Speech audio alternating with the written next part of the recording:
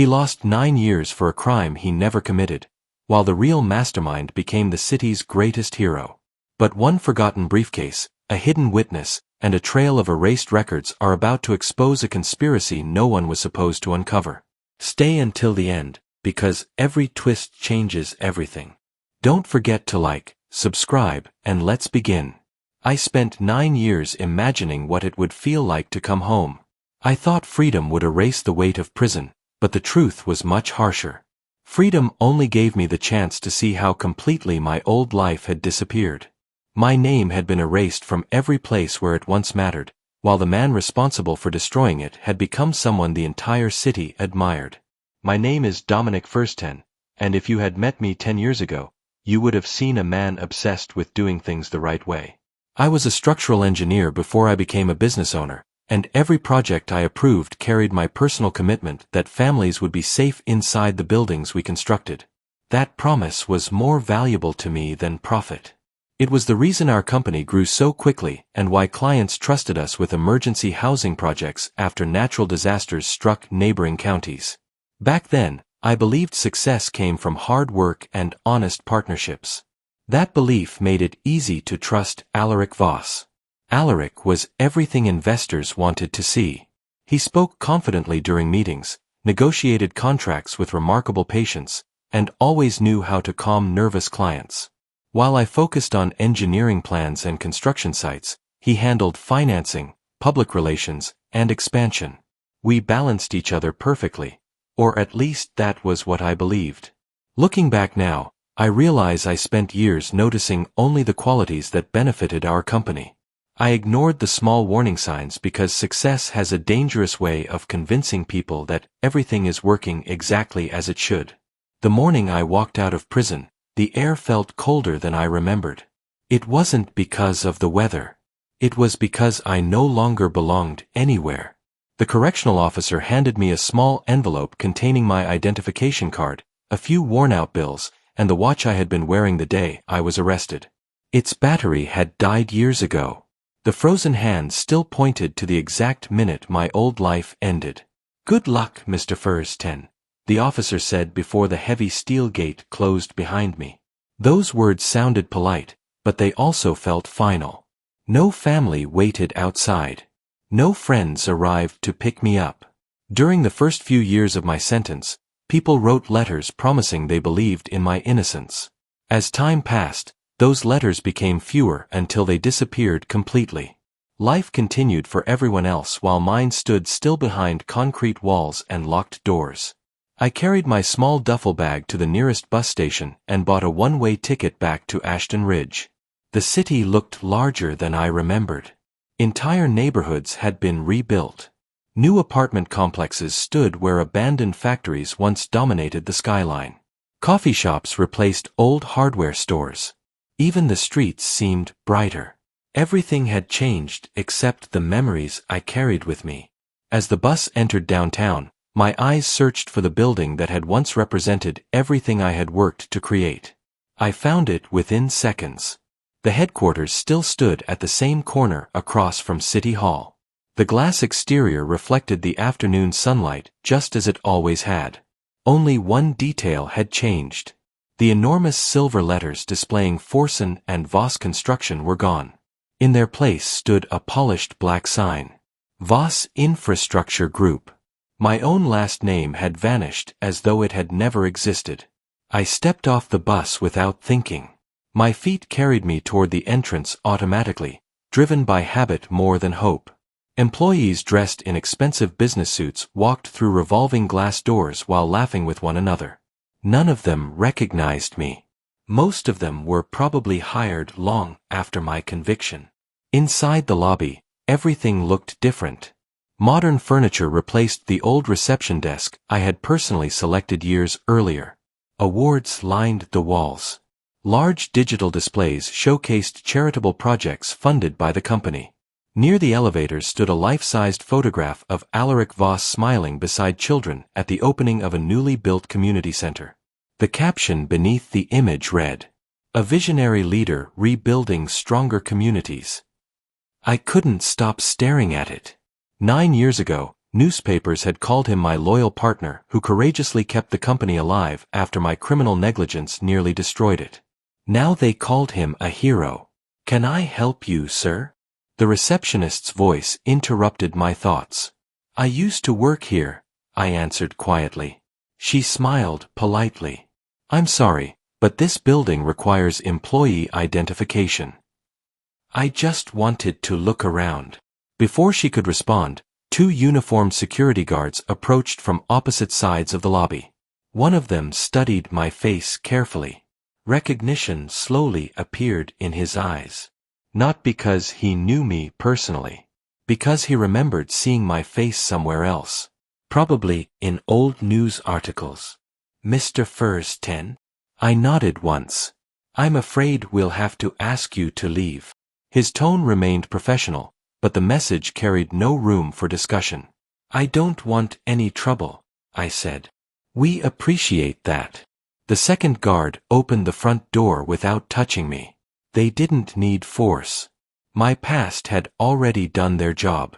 People entering the building watched quietly as I walked back onto the sidewalk. Some whispered.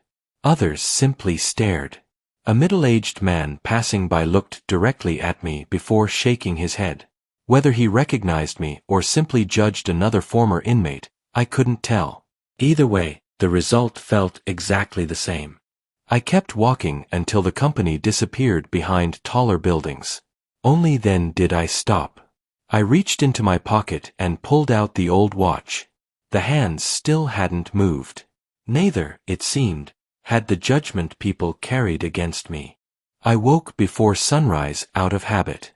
9 years inside a prison had trained my body to expect loud footsteps, metal doors, and orders shouted down a concrete hallway.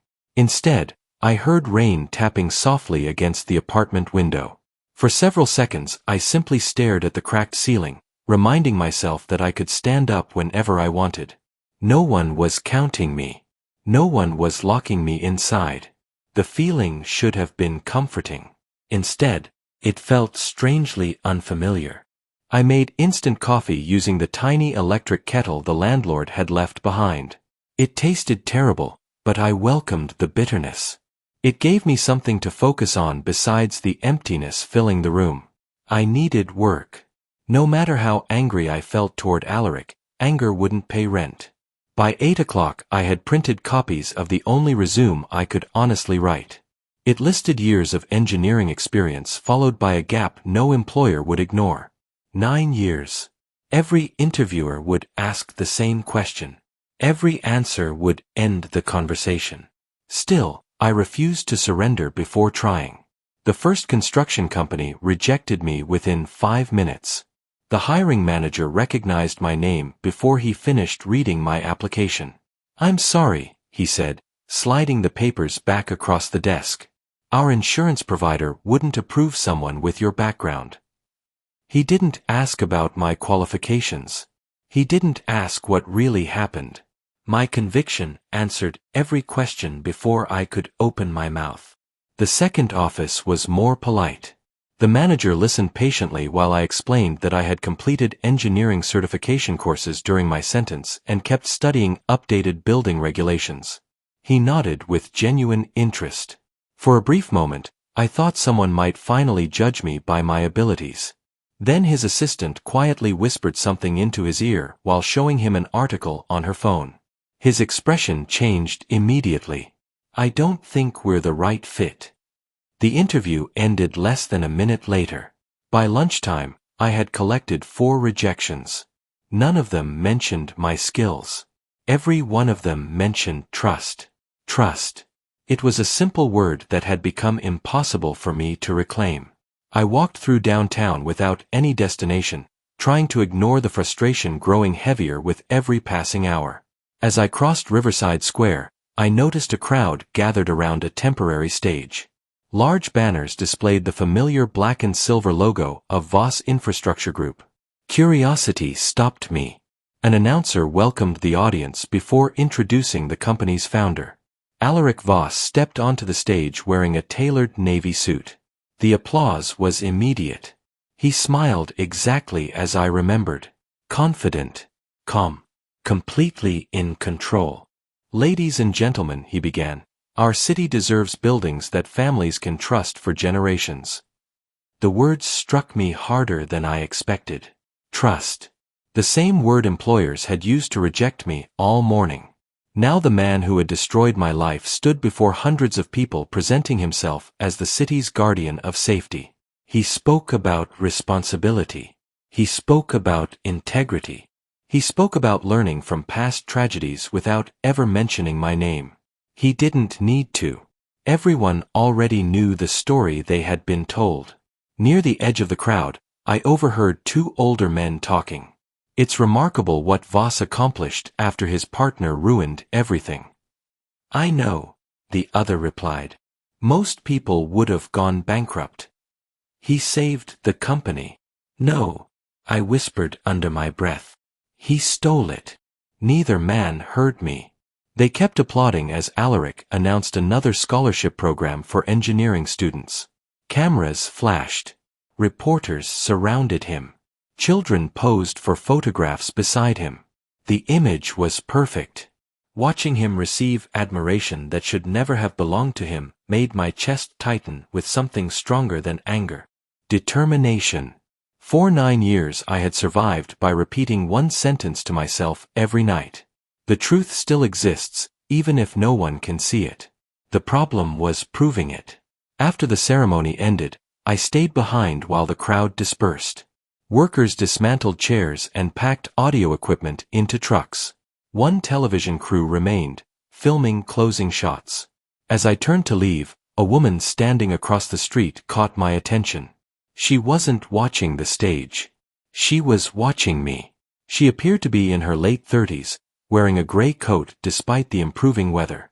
Instead of looking away when our eyes met, she held my gaze for several long seconds. There was no judgment in her expression, only curiosity. When I started walking, she did the same. Not close enough to seem threatening. Not far enough to disappear. I crossed 2 intersections. She followed. I entered a crowded bookstore. A few minutes later, she entered as well. Coincidence. At least, that was what I tried convincing myself. After leaving the bookstore, I stopped beside a traffic light and turned around. Can I help you? I asked. She hesitated. For a moment, it seemed as though she wanted to speak. Instead, she simply shook her head and continued walking past me without saying a word. I watched her disappear into the afternoon crowd. Maybe prison had made me suspicious. Maybe she was just another pedestrian. Yet something about the encounter refused to leave my mind. By early evening, I returned to my apartment carrying nothing except another folder filled with rejected applications. The landlord was repairing a motorcycle downstairs when I climbed the narrow staircase. "You've got a visitor," he called without looking up. I froze. A visitor? He nodded toward my apartment door. Been waiting almost 20 minutes. My heartbeat quickened. No one knew where I lived. I hadn't contacted anyone since my release. Slowly, I climbed the remaining steps. A worn leather briefcase rested beside the door. Next to it stood the same woman who had followed me across downtown. She looked directly at me. This time she spoke before I could ask another question. "Are you Dominic Furs-10? "I am. My name is Maris Elloway." For several seconds, neither of us spoke. The hallway outside my apartment was silent except for the distant sound of traffic drifting through the open stairwell. I studied Maris Elloway carefully. She didn't look nervous, but she also didn't look like someone who had come to tell a simple story. There was a controlled urgency in the way she held the weathered leather briefcase, as though its contents mattered more than anything else she owned. "I think you've mistaken me for someone else," I finally said. She slowly shook her head. "No, Dominic. I've spent almost 3 years making sure I didn't." She glanced toward the staircase. "May I come inside?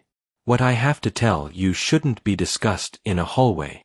I unlocked the apartment door. The room suddenly felt much smaller than it had an hour earlier. Maris placed the briefcase on the table without sitting down. Instead, she carefully unlocked 2 brass latches and lifted the lid. Inside were dozens of folders arranged with remarkable precision. Every document carried official government markings. Inspection reports, engineering certifications, delivery authorizations, digital storage drives sealed inside evidence bags. I frowned. Where did you get these? I'm a digital archivist for the State Infrastructure Preservation Office. I've never heard of it. Most people haven't. She gave a faint smile. Our department exists to preserve public construction records that are no longer actively used. Bridges, emergency shelters, hospitals, schools, anything funded with public money eventually comes through our archives. She removed one thick folder and placed it in front of me. I was assigned to digitize records connected to the Ashton Ridge Emergency Housing Initiative. My heartbeat slowed. That was the project. The project that destroyed my life. I opened the folder. The first page contained engineering approval signatures. Mine. At least they looked like mine. I stared for several moments before pointing toward the lower corner. I didn't sign this. Maris nodded. I know. You know. I compared it with 34 verified signatures from your earlier contracts. She slid another document beside it. Look closely. At first glance they appeared identical. Then I noticed it. One letter. The capital F in Firsten curved differently. Almost impossible to detect. Almost. The signature was professionally forged, she said. I leaned back in disbelief. The investigators examined every document. No. She corrected me gently. They examined copies. My eyes returned to the folder. What do you mean? The originals disappeared. The room fell silent again. Maris reached into the briefcase and removed a portable hard drive. 6 months ago, our office received backup storage recovered from an abandoned government warehouse scheduled for demolition. Most of the drives contained ordinary construction files. She paused. One drive contained deleted inspection records connected to your case. Deleted? Not exactly. She crossed her arms. They were replaced. I felt my stomach tighten. She continued. The official database investigators used during your trial wasn't hacked. It was rewritten. Every word sounded impossible. Yet every document lying on my table looked painfully real. Maris opened another folder. This is the original structural inspection completed 4 weeks before the housing project opened. Across the top of the report appeared a large green approval stamp. Passed. I remembered this inspection. I had personally supervised it. Then she placed another version beside it. This copy carried a red warning label. Failed. The report submitted during my trial. The report prosecutors claimed proved I knowingly ignored critical safety defects. They're different, I whispered. Not just different. She pointed toward several paragraphs. They were edited after the inspection occurred. Entire sections discussing approved materials had been replaced with references to defective components. Delivery dates had changed. Serial numbers had changed. Even inspector comments had been rewritten. Someone hadn't merely forged paperwork. They had rewritten history. I looked at Maris. Why would anyone spend this much effort? I didn't know. She hesitated. Until I found the procurement records. She opened another folder. This one contained transportation logs, material invoices, warehouse inventories. One delivery immediately caught my attention. The shipment number looked unfamiliar. I never ordered this. You couldn't have. Why? Because the materials arrived after your final approval. I stared at her. They bypassed your authorization entirely. She unfolded a site map across the table. Several roads were highlighted in yellow. The replacement materials never entered through the documented construction entrance. She pointed toward a narrow service road on the eastern edge of the property. They came through here. I frowned. That access road didn't exist. It wasn't supposed to. She looked directly into my eyes. It appeared only for 12 days. 12 days. Temporary gravel. No permits. No inspection. No permanent records. She handed me several satellite photographs. The first image showed the construction site exactly as I remembered. The second image, taken 1 week later, revealed a narrow road leading into a fenced storage area hidden behind portable offices. Another image taken days afterward showed the road completely removed. No trace remained. I slowly lowered the photographs. Someone had planned this. Every detail. Every document. Every movement. 9 years ago, while I believed we were finishing homes for displaced families, someone had quietly replaced approved building materials without leaving obvious evidence behind. I looked at Maris. Who authorized those deliveries? She reached into the bottom of the briefcase and removed a sealed envelope.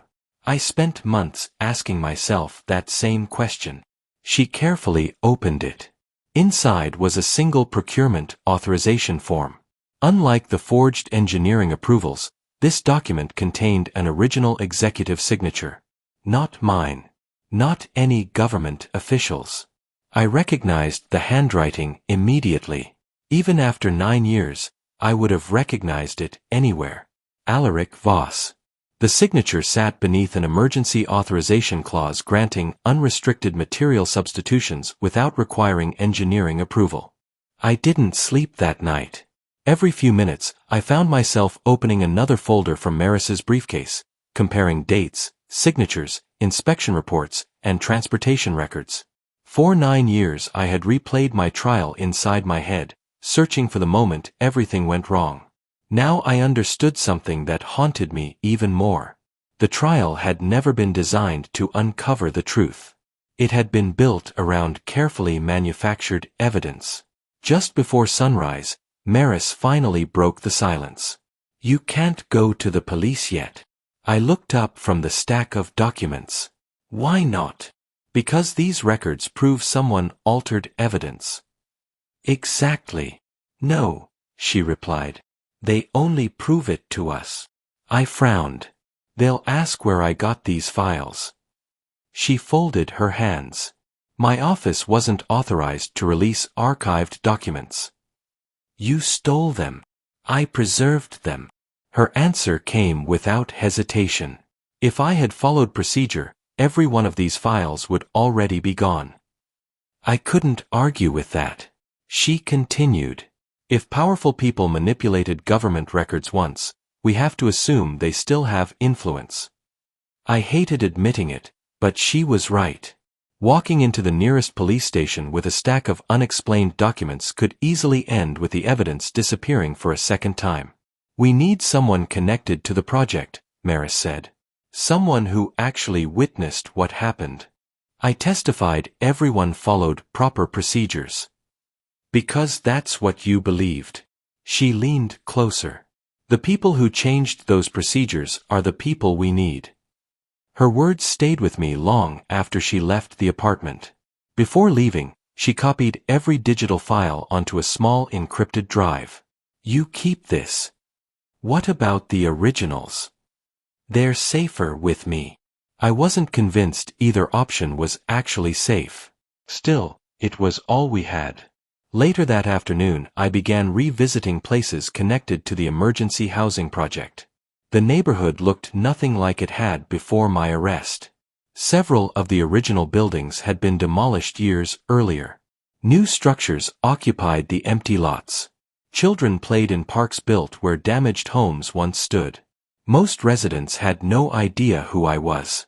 Those who recognized me quickly looked away. Near the edge of the neighborhood stood an old maintenance warehouse that had somehow survived every redevelopment project. Its faded sign still read, "Municipal Construction Storage." The front office appeared abandoned. Broken windows. rusted fencing, weeds pushing through cracked pavement. I walked around the perimeter until I noticed tire tracks leading behind the building. Fresh tire tracks. Someone still used the property. As I reached the rear loading area, an older man emerged carrying a toolbox. He froze the moment he saw me. For several seconds we simply stared at each other. Then recognition spread across his face. Dominic. His voice sounded uncertain. Bren. He looked older than I remembered. His hair had turned gray. Deep lines marked his face. But there was no mistaking him. Bren Talcott. He had supervised delivery logistics during the housing project. Back then he had been one of the most dependable managers on the site. I heard you got out, he said quietly. Yesterday. He glanced around before lowering his voice. You shouldn't be here. I could say the same thing. He forced a weak smile.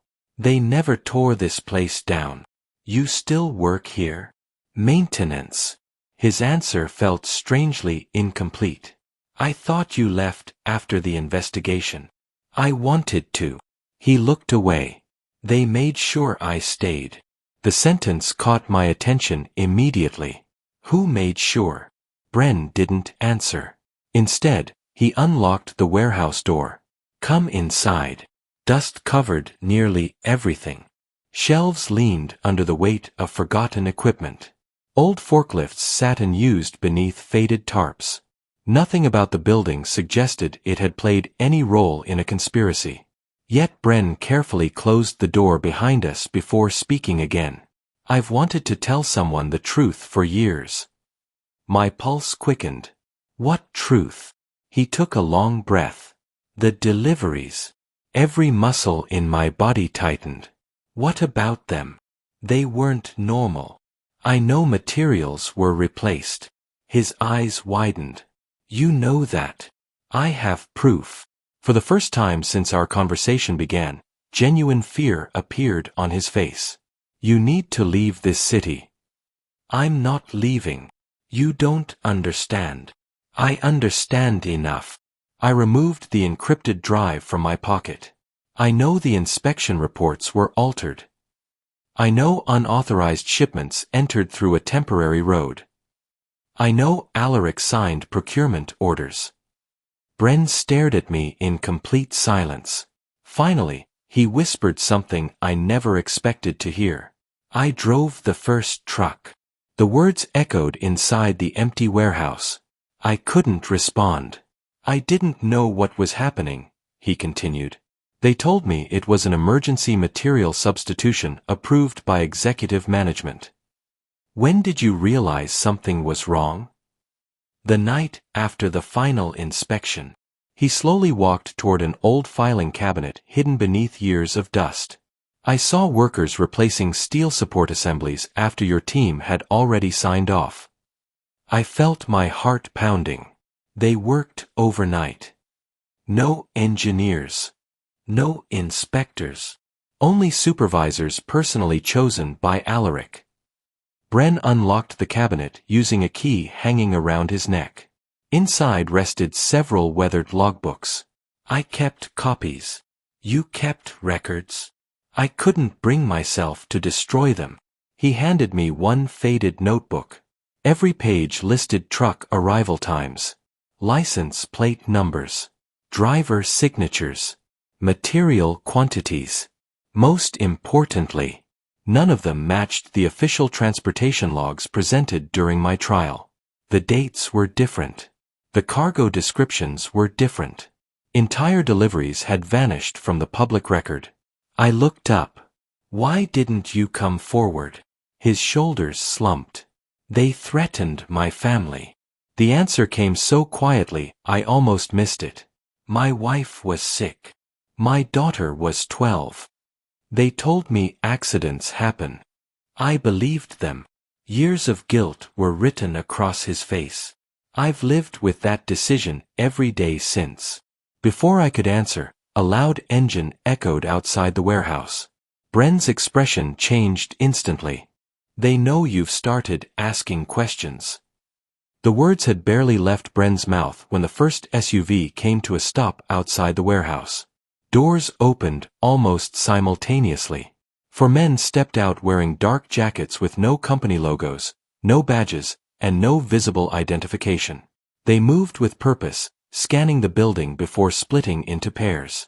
"Back exit," Bren whispered. "There isn't one."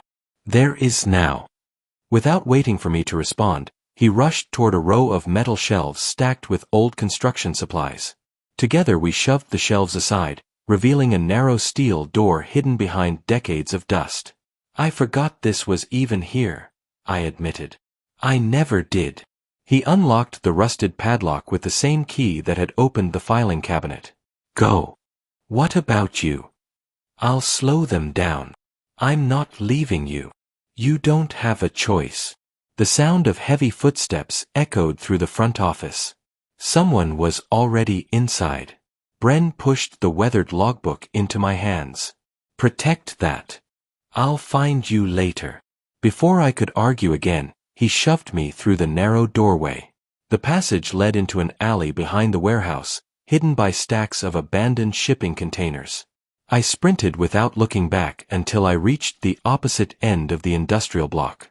Only then did I stop long enough to catch my breath. My phone vibrated. "Maris." I answered immediately. "Where are you?" "Industrial District." "Leave."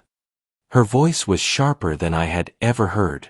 Someone broke into the archive office. My stomach tightened. What happened? They didn't steal computers. They searched the storage vault. For what? For the original files. I looked down at the notebook Bren had given me. "They're moving faster than we expected. They already know someone recovered evidence. Can you meet?" "No." She answered instantly. "I think I'm being followed." The call ended before I could ask anything else. I stood motionless in the middle of the empty alley. For the first time since my release, fear began replacing determination. Not fear for myself. Fear that everyone helping me would suffer because of me. I returned to my apartment after sunset using side streets and crowded intersections, changing direction several times to make sure no one stayed behind me. The building looked normal. The landlord was gone. The repair shop downstairs was closed. Nothing appeared unusual. Still, instinct told me not to go upstairs immediately. Instead, I walked past the entrance and circled the block. From across the street, I finally noticed it. My apartment window. The curtain I had closed before leaving now hung halfway open. Someone had been inside. I waited nearly 20 minutes before approaching the building. The apartment door wasn't damaged. Whoever entered had either picked the lock or possessed a key. Inside, drawers had been opened. Cabinets emptied. Mattress flipped onto the floor. Books scattered across the room. Yet nothing valuable had been taken. The television remained. My wallet was untouched. Even the small amount of cash inside the kitchen drawer was still there. They weren't looking for money. They were looking for information. Fortunately, the encrypted drive remained inside my jacket pocket. I immediately left the apartment. There was no reason to stay. An hour later, I checked into a roadside motel outside the city using cash and a false variation of my middle name. The room smelled of old carpet and stale air, but it offered something my apartment no longer could. Anonymity. I spread Bren's logbook across the small table and began reading every page carefully. At first it looked like ordinary transportation records. Then I noticed handwritten notes squeezed into the margins. Truck numbers. Arrival times. Weather conditions. Small observations that meant nothing individually. Together, they formed a pattern. Certain shipments always arrived after midnight.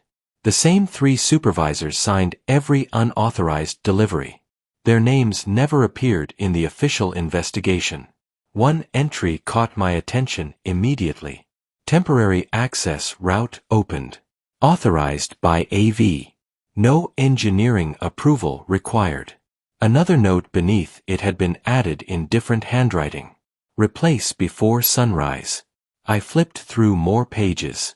Every hidden shipment followed the same procedure. Temporary road. Unregistered delivery. Immediate installation. Official inventory updated afterward. The operation had been remarkably organized. It wasn't a desperate attempt to cut costs. It was a carefully managed system. Around midnight my phone buzzed again. An unknown number. I hesitated before answering. Dominic. It was Bren. His voice sounded strained. Are you all right? Barely. What happened? They questioned me. Did they know about the notebook? I told them nothing. Where are you? I can't say. He coughed several times before continuing. They've watched me for years. I just never realized how closely. My grip tightened around the phone. Bren. They're afraid of one thing. What? The delivery records aren't enough. I frowned. What do you mean? There was someone above me.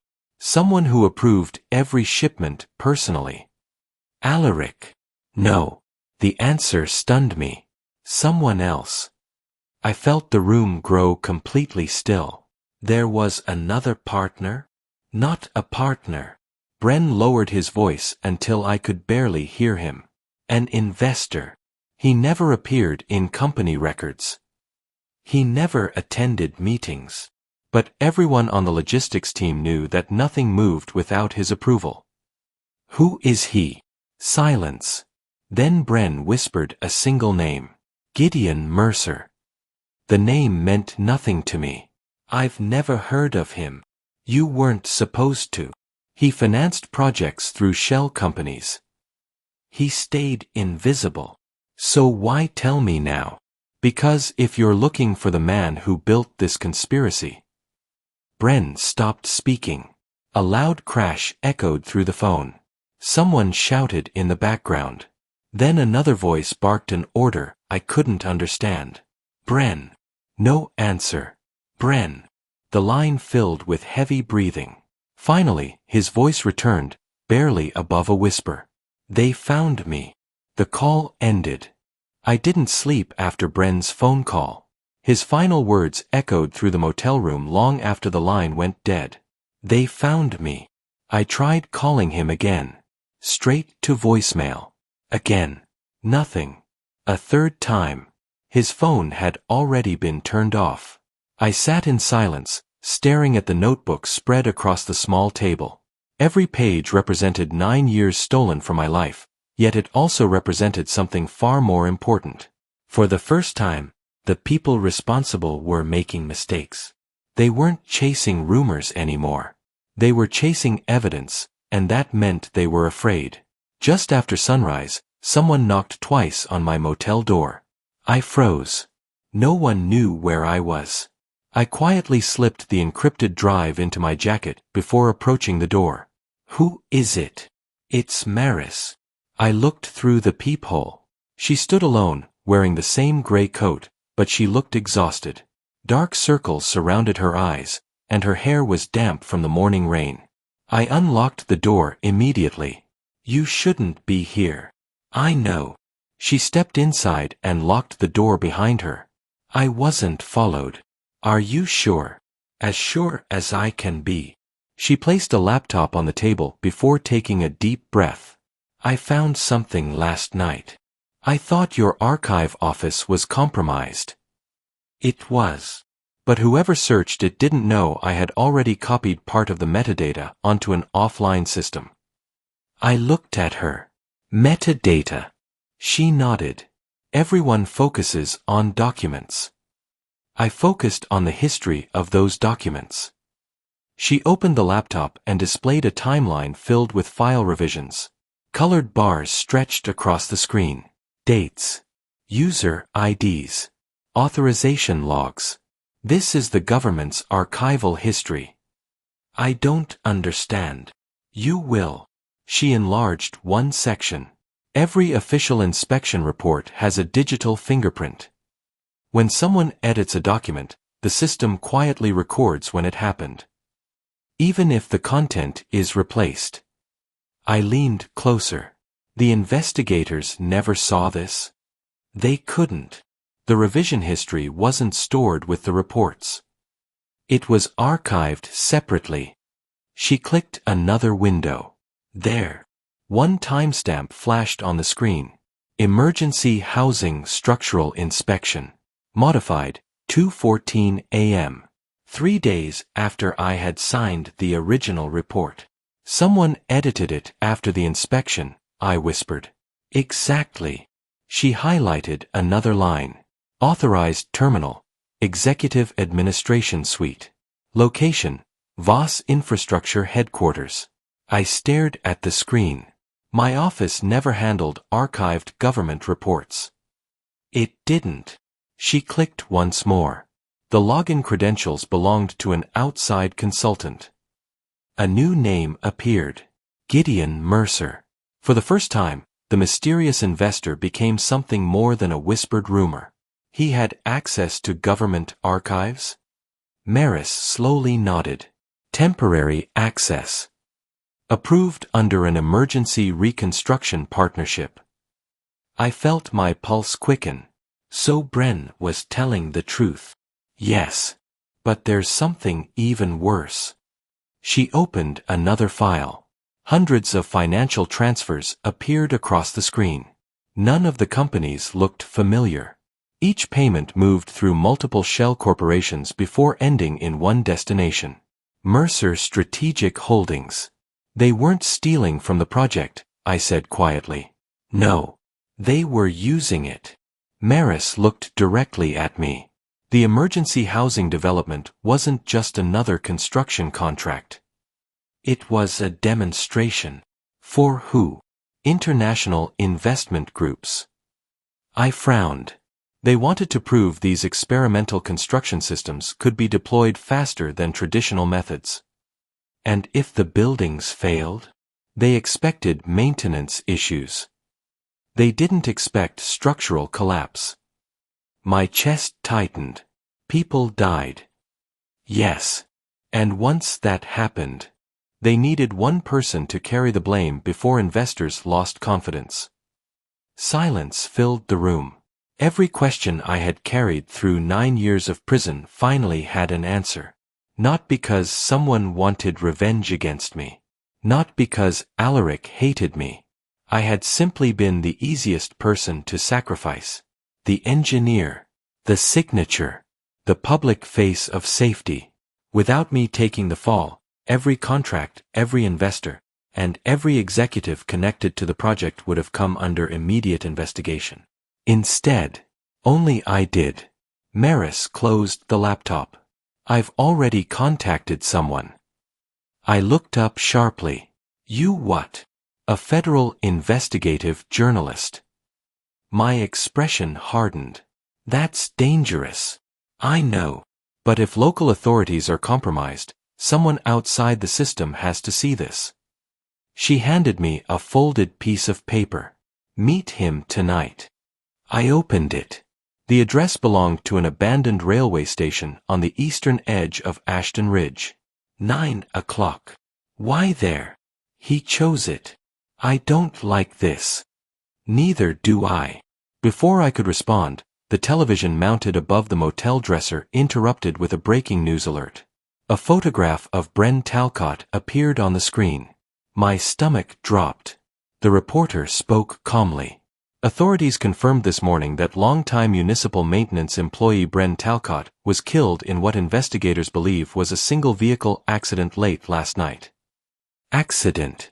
I looked at Maris. She looked back at me. Neither of us believed that word for a single second. The report continued. No evidence of foul play has been reported. The television showed an image of Bren's pickup truck crushed beneath a highway barrier. Then the screen changed.